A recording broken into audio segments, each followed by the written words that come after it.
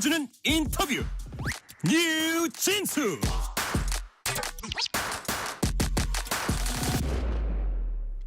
한 주 앞으로 다가온 추석 연휴는 정치권에서 보면은 민심을 짚어보고 민심에 다가갈 수 있는 시간입니다. 이 때문에 정치권에선 이번 주 내내 추석 밥상에 올릴 이슈를 선점하기 위한 경쟁을 치열하게 펼칩니다. 마침 오늘부터 대정부 질문이 시작됐고 여야 지도부는 민심을 얻기 위해 각종 현안에 대한 입장을 쏟아내고 있습니다. 김재원 국민의힘 최고위원과 함께 당면 현안 짚어보겠습니다. 김재원 최고위원님 어서 오세요. 안녕하세요. 자, 이른바 응급실 뺑뺑이 사태가 뭐 좀 이어졌고요. 그다음에 추석 의료 공백 우려를 낳고 있는 부분에 대해서 정치권이 대응을 빨리 하고 있습니다. 모처럼 여야가 이제 한 목소리를 내서 여야 의정협의체 가동하려고 하는데 의사들은 참여하지 않고 있습니다. 2026년뿐 아니라 2025학년도 증원도 백지화해야 2027년 증원부터는 뭐 논의할 수도 있다. 자, 당장 오늘부터 2025학년도 수시 전형 원서 접수 시작됐습니다. 어떻게 해야 됩니까? 일단 제가 보기에 이게 국민께서도 의과대학 정원을 늘리는 문제 자체에 대해서는 좀 지지가 높은 것 같아요. 그런데 이런 형식의 의료개혁 때문에 이제 특히 이제 의사 선생님들 중에서도 전공의들이 그 의료 현장을 떠나버리니까 막상 내가 급하게 치료를 받아야 될 때 치료를 받지 못할 위험이 있다, 이런 우려 때문에 지금 벌어지고 있는 그 굉장한 공포감 내지 불편함, 이런 문제가 가장 심각한 문제거든요. 그러면 일단 의료인들이 의료 현장으로 돌아올 수 있는 것이 가장 중요한 것이고, 지금 여야 의정 협의체가 구성이 된다면 다른 쪽에서 전부 참여하더라도 의료인들이 참여하지 않으면 지금 의료인들이 어떤 요구도 하고 또 정부 정책에 대해서 어느 정도 의과대학 정원을 늘릴지에 대해서, 또는 뭐 예를 들어 2026년도는 늘리지 않는 것을 강력하게 주장해서 관철시키든 하여튼 의료인들이 협의체에 들어와야 되는 것이 가장 중요하거든요. 지금 떠난 분들도 의료인이고 그분들 때문에 벌어지고 있는 문제거든요. 그래서 그런 면에서 저는 이 협의체에 의료인들이 참여하는 것이 제일 중요한 일이라고 생각합니다. 자, 여야 의정 협의체에 야당은 이제 같이 참여하고 같이 해결을 모색하기로 하면서도 사실 지금까지 이렇게 의정 갈등이 장기화되고 어떤 의료 공백이 장기화된 데 대해서 이제 정부 여당의 책임도 계속 언급을 하고 있어요. 그러면서 윤석열 대통령 사과, 복지부 장차관 경질, 뭐 민주당도 요구하고 있습니다. 자, 장차관 경질하면 민주당이 테이블로 돌아올까요? 민주당은 사실 장차관 경질이야 뭐 언제 지금 당장 오늘 당장 경질하라는 의미는 아닐 거라고 봅니다. 왜냐하면 지금 당장 추석 연휴에 심각한 상황이 벌어질 수 있다고 많이 걱정을 하고 있지 않습니까? 그러면 최소한 추석 연휴는 좀 넘기고 그다음에 이 문제를 다시 의논을 해봐야 되겠죠. 무엇보다도 의료인들이 이 협의체에 참여하는 것이 가장 중요하고, 그다음에 지금 이 상황에서 그 문제를 제기하고 있는 것 대부분은 결국은 국민의 생명권 또는 건강권에 관한 문제인데, 이때도 정치적인 반사 이익을 얻으려고 여기에 그 대통령의 사과 또는 그 정부 강요의 그 경질을 요구하는 것은 결국은 이 국민들이 느끼고 있는 이 건강에 대한 우려 또는 생명에 대한 우려와는 무관한 정치 공세로서 또 이 현재의 의료 개혁에서 벌어지고 있는 여러 가지 문제점을 정치적인 반사 이익을 얻기 위해서 활용하려는 것이기 때문에 저는 지금은 때가 아니라고 봅니다. 조금은 참고 어느 정도 좀 안개가 거치고 나면 좀 그런 주장을 했으면 좋겠습니다. 민주당이 오늘 전 정권 정치탄압 대책위원회 출범시켰습니다. 앞서 어제는 이재명 민주당 대표가 문재인 전 대통령 만나서 문 전 대통령 일가에 대한 검찰 수사 강력히 비난을 했고요. 여기에 대해서 두 사람 회동은 국민의힘 추경호 원내대표 얘기입니다. 사법 시스템 부정, 정치 선동으로 수사 재판에 이제 영향, 한마디로 사법 리스크 방탄 동맹 빌드업이다. 이 시각이 동의하십니까? 아니 저는 그보다도 더한 문제라고 보죠. 왜냐하면 이재명 대표께서 지금 그렇게 이야기할 단계가 아니라 본인도 지금 재판 받으러 다니고 계시잖아요. 네. 그리고 문재인 전 대통령의 문제는 사실 문재인 대통령 재임 중에 이미 불거져 나왔었고 저는 그때도 최고위원으로서 문재인 대통령 구속 수사해야 된다고 주장했었거든요. 근데 검찰이 이 수사를 지금까지 왜 이렇게까지 미뤘는지는 모르겠지만 수사가 어려웠을 수도 있고 그 후에 새로운 증거가 발견되었을 수도 있지만 그러나 검찰이 제대로 수사를 하지 않은 것이 문제이지 지금 와서 실체적 진실관계를 밝혀내고 전 정권의 대통령께서 불법 행위에 가담했다면 마땅히 그에 대한 법적인 판단을 받고 법적인 처벌을 받는 것이 마땅하거든요. 또 실제로 문재인 전 대통령도 전임 박근혜 전 대통령에 대해서 수사를 강하게 요구를 해왔고 그뿐만 아니라 전임 정권의 관계자들에 대한 무자비한 수사와 적폐 수사. 적폐라느니 또는 국정농단이라느니 하면서 사실 없는 죄도 뒤집어 씌운다고 많은 비난을 할 정도로 그런 수사가 있었지 않습니까? 그런데 자신에게 이 법적인 평가가 이루어지면 마치 무슨 정치 보복이라느니 없는 죄 뒤집어 씌우기라느니 수하에 있는 분은 또 물어 뜯겠다느니 하면서 이런 비정상적이고 비이성적인 반응을 보이는 것은 지극히 잘못된 처사라고 생각합니다. 또 여권 일각에선 이런 볼멘 소리 이런 지적도 나와요. 지금 문 전 대통령 일가 수사하는 그 사건 말고 훨씬 더 100배 1000배 더 중한 사건들이 많다. 그런데 이것들도 지금 어떻게 보면은 변죽만 울린 거 아니냐 이런 주장입니다. 물론 주장이지만 울산 시장 선거 개입이라든지 원전 경제성, 주장을 서해 제가 공무원 했죠. 말씀하셨죠. 예. 아니 문재인 전 대통령은요. 지금 이 사건 이른바 타이스타 젯에 서모 씨 전 사위이던 서모 씨를 취업시키고 고액의 연봉을 지급하게 하고 이상직 전 의원은 사위 서모 씨를 취업시키는 대가로 중소기업진흥공단 이사장에 임명을 하지 않았나 그런 지금 의혹을 받고 있지 않습니까? 그러면 그 의혹은요 이미 이상직 씨가 중소기업진흥공단 이사장을 할 때부터 나왔던 일이고 그때 당시에 시민사회단체에서 여러 건의 고발이 있었거든요. 그럼 그 전후 관계를 법적인 잣대로 평가를 받고 불법 행위가 있으면 처벌받으면 되는 것이고 사실 문재인 전 대통령에 대해서는 그보다도 당장에 송철호 전 울산시장 그분을 당선시키기 위해서 청와대 많은 공무원들 특히 고위직에 있는 수석비서관급들까지 나섰다는 정황으로 해서 많은 수사가 있었지 않습니까? 그런데 이 사건의 정점에 있는 것으로 분명히 심증이 가고 있는 문재인 전 대통령에 대해서는 수사가 없었거든요.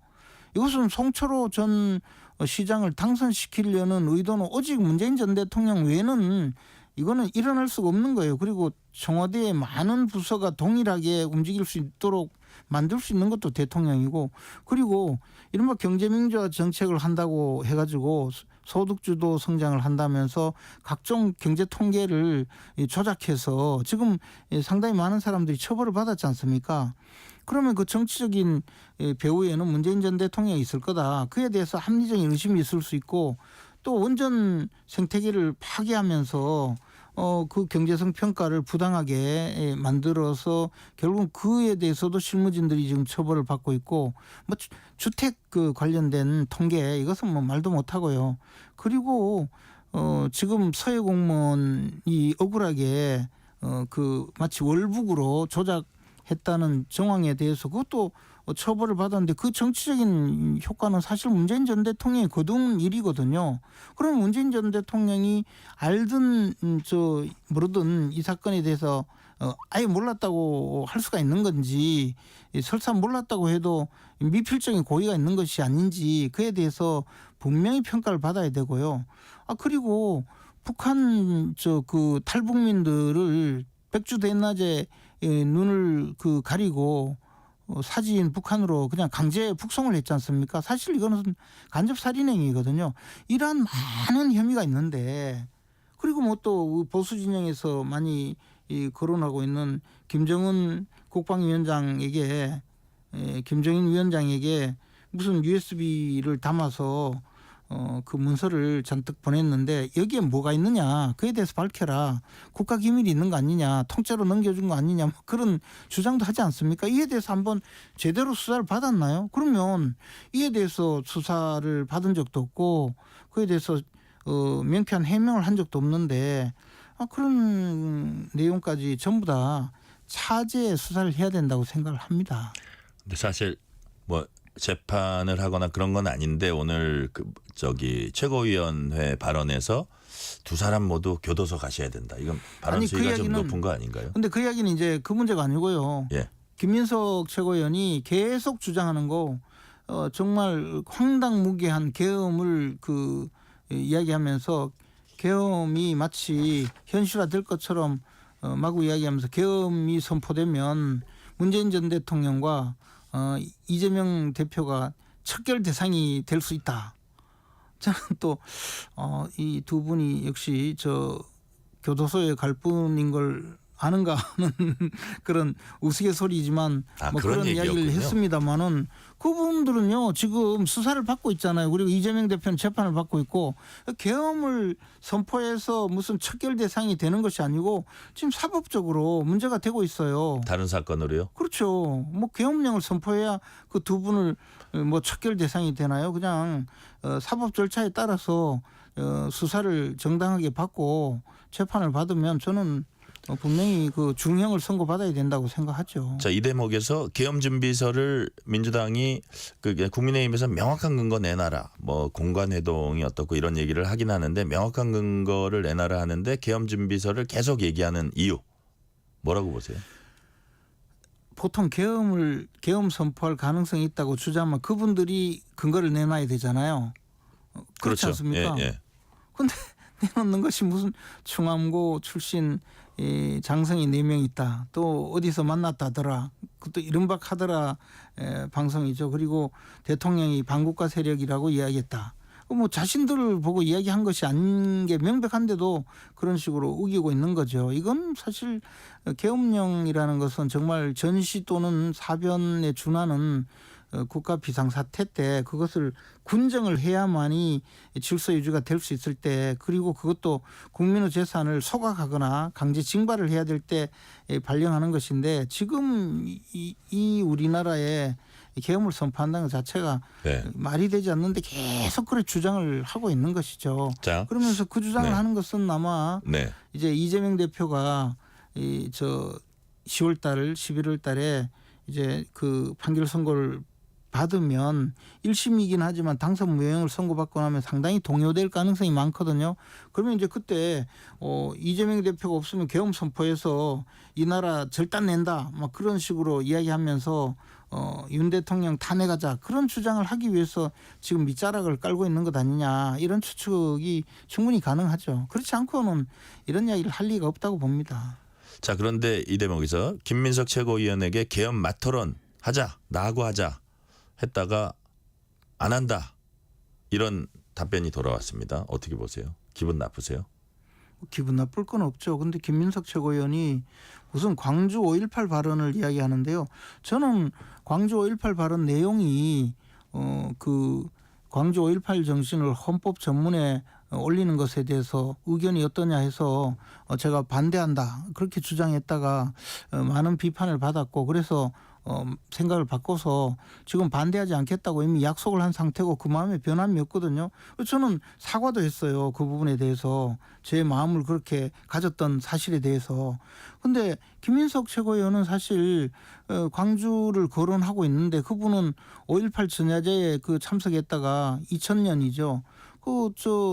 그 새천년 NHK 룸사롱이라는 데 가서 그 부적절하게 술 마시고 하신 분이잖아요. 그러면서 5.18 정신에 대해서 사실 그 아주 모욕을 하고 더럽힌 분이죠. 근데 굳이 그런 이야기를 꺼내서 계엄과 아무 관계도 없는데 그 주장을 하는 것도 가소롭고 또 내용이요. 뭐 무슨 국회의원들을 전부 현행범 체포해서 계엄 해제를 못하게 한다는 것도 저는 그 민주당에도 분명히 법조인들이 있거든요. 근데 그분들이 별 대꾸를 하지 않는 게 너무나 가당찮은 이야기라서 대꾸를 하지 않는 걸로 보여요. 현행범 체포를 해도 48시간 내에 구속영장을 청구해서 법원에서 실질 심사를 받아서 구속영장이 발부되어야 되거든요. 근데 제적 과반수가 출석하지 못하게 하려면 우리 국회의원 43명을 현행범으로 체포해야 되는데 도대체 민주당 의원들 43명이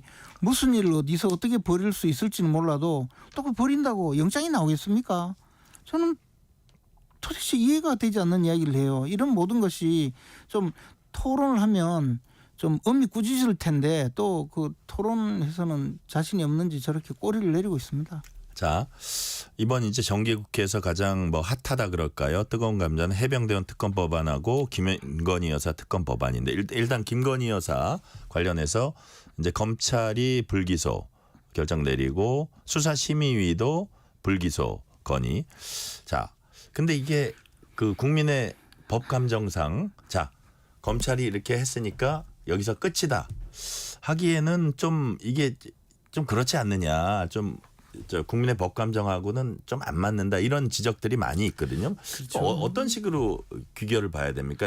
야당은 그렇기 때문에 특검을 해야 된다 이렇게 얘기하고 있거든요. 아니 근데 이제 이게 우리가 이제 그 학교 다닐 때 배운 거에도 보면 법은 도덕의 최소한이라고 하잖아요. 네. 도덕적으로 비판받을 일이 있더라도 그중에서 정말 이 사회 질서를 유지하고 국가 공동체를 최소한 평온하게 지속시키기 위해서 만들어 놓은 법이 이제 만들어 놓은 규범이 법률이거든요. 네. 그리고 그 중에서도 형사처벌은 또 최소한으로 하는 것이 이 원칙이고, 근데 지금 김건희 여사가 이 혐의를 받고 있는 내용은 현행 법으로 처벌 근거가 하나도 없어요.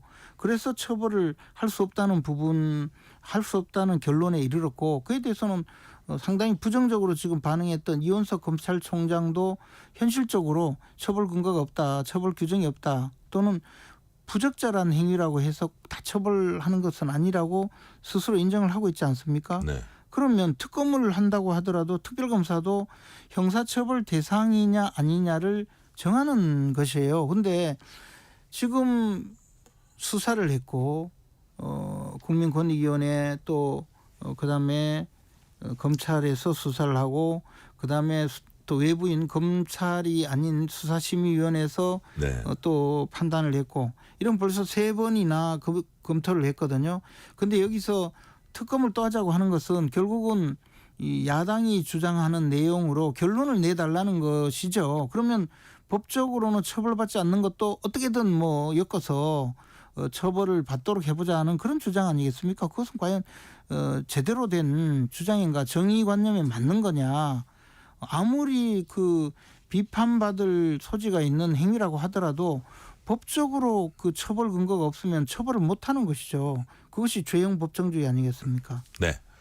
윤석열 대통령이 어제 인요한 김민전 최고위원, 윤상현 의원 등과 번개 만찬 가졌다는 이제 기사가 나왔어요.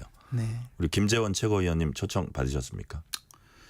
아니 초대받지 못한 사람한테 자꾸 물어봐서 기분 나쁘시죠? 뭐 기분 나쁠 것까지는 아니지만 저도 언제 불러주시거나. 기분 나쁘시죠는 질문을 해서 네, 제가 그래서 왜 자꾸 초대를 안 한 분한테 기분 나쁜 건 아니고요. 아니 그래서 제가 나중에는 안 돼서 문자로 저는 초대받지 못했습니다. 기자들한테? 네.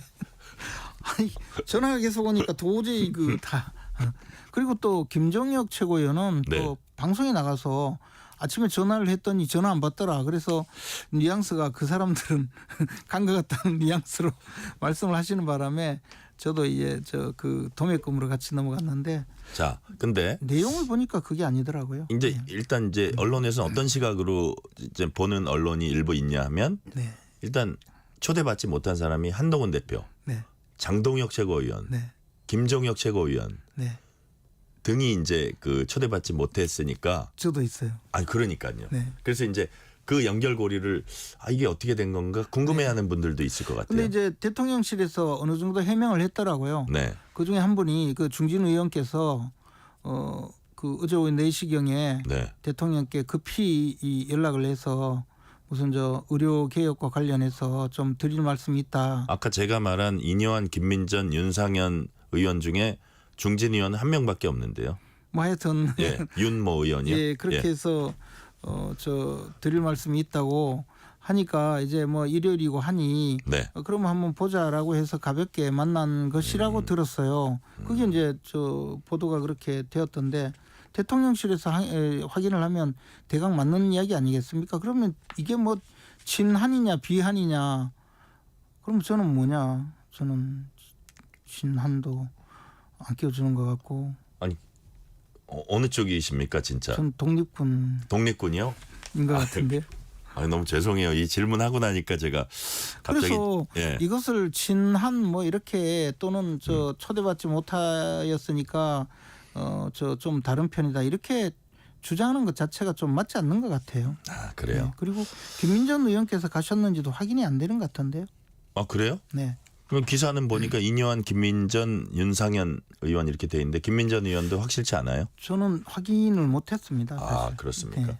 여하튼 좀 이렇게 그야말로 번개로 이루어진 거라 누구를 뭐 빼고 누군만 하고 이런 취지는 아니었던 걸로 보인다 그런 말씀이시네요. 중진 의원께서 네. 드릴 말씀이 있다고 하고 그래서 누구 같이 가겠다고 해서 그냥 그럼 같이 이야기를 좀 듣자. 그렇게 해서 맞이한 것 아닌가 그렇게 네. 보여집니다. 네네. 자, 아까 제가 김건희 여사 특검 법안은 이제 말씀을 드렸고 이제 시간은 얼마 안 남았는데 마지막으로 해병대원 특검법안 이게 이제 어떻게 보면 국민의힘의 뜨거운 감자일 수가 있는데 어떤 분들은 어떤 그 정치 분석가들은 한동훈 대표가 여당 자체 특검 법안 추진하면 당이 좀 분열할 것이다. 그렇게 보십니까? 아니면 이게 이게 여론을 좀 당내 의견을 수렴할 수 있다고 보십니까?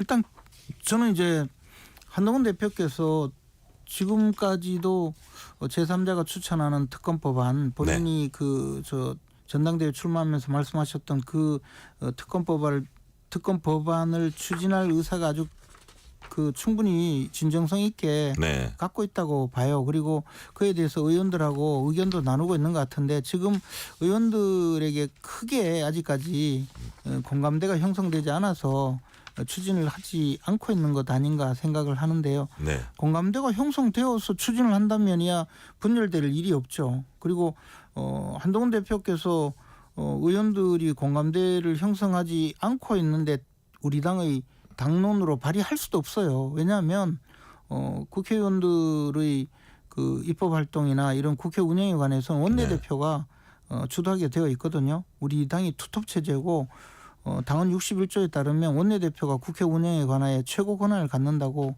하고 있기 때문에 국회의원들의 공감대를 형성하지 못하면 당론 발의가 안 되는 거죠. 그래서 그것을 그냥 당론 발의를 할 수가 없기 때문에 지금 말씀하시는 그런 분열 가능성은 아예 없다고 봅니다. 네. 오늘은 여기까지 말씀 듣겠습니다. 지금까지 김재원 국민의힘 최고위원이었습니다. 최고위원 말씀 감사합니다. 고맙습니다. 실시간 교통 상황 알아보겠습니다. 라디오 교통정보센터 정현정 리포터 나와주세요. 월요일 퇴근길입니다. 도로 곳곳으로 평소보다 정체가 심한데요.